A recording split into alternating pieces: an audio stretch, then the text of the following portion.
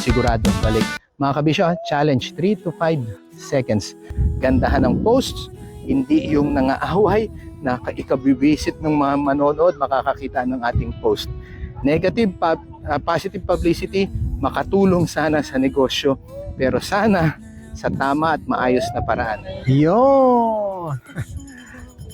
Imuki Island dito sa La Union. Isang produktibong araw sa ating lahat, mga kabisyo sa pagnenegosyo. Yun o.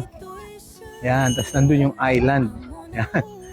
Yung iba tumatawid, lalakad lang. Yung iba naman, pwedeng magbalsa. No? Magbalsa. Marerentahan mo yung buong balsa. O kaya naman, grupo-grupo kayo, sasakay kayo dyan, no? Para mas mura. Pero yung island na pupuntahan, may mga lagoon din doon na pwedeng lango yan.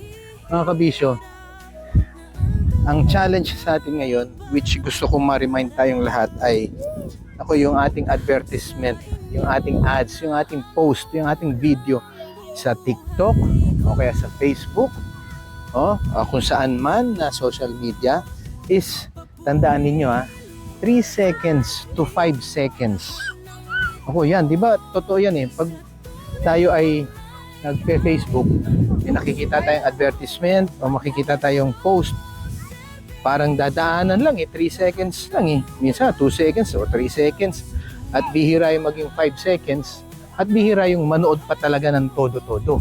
Anong ibig sabihin yan? Naku mga kabisyo, malaking hamon yan sa ating pagnenegosyo, na dapat sana pagka tayo ay gagawa ng post natin patungkol sa ating negosyo, mabilis na makuha yung atensyon, ma-attract, maging interesado yung manonood ng ating post, ng ating announcement, ng ating promotion, ng ating mga advertising natin, ng ating marketing activities, yung ating mga announcements, no?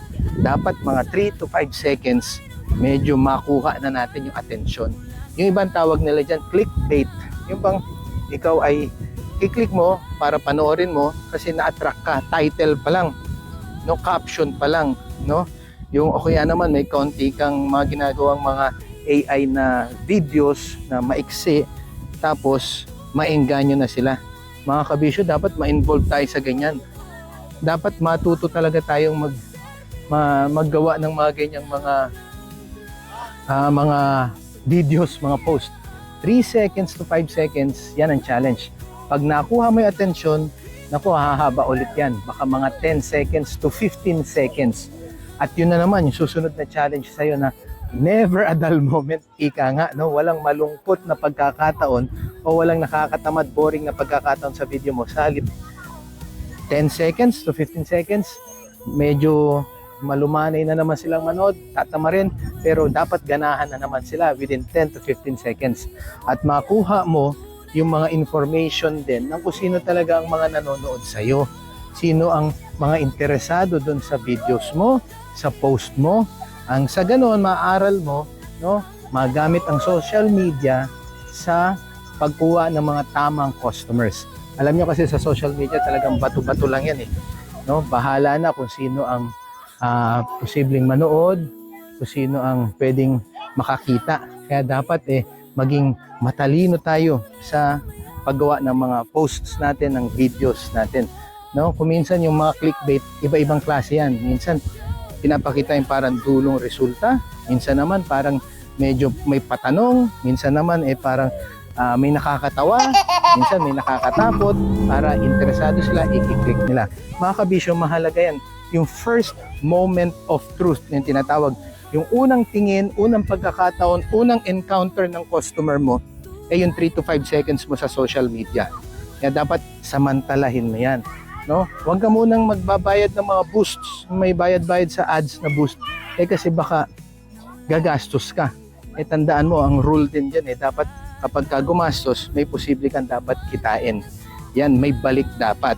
Kaya dapat maaral mo bago ka gumastos, dapat meron munang siguradong balik. Mga kabisyo, challenge 3 to 5 seconds. Isang produktibong araw sa ating lahat, mga kabisyo, sa pagnenegosyo. Gandahan ng posts, hindi yung nangaaway na ikabibisit ng mga manonood makakakita ng ating post. Positive publicity makatulong sana sa negosyo, pero sana sa tama at maayos na paraan. God bless. Bye-bye.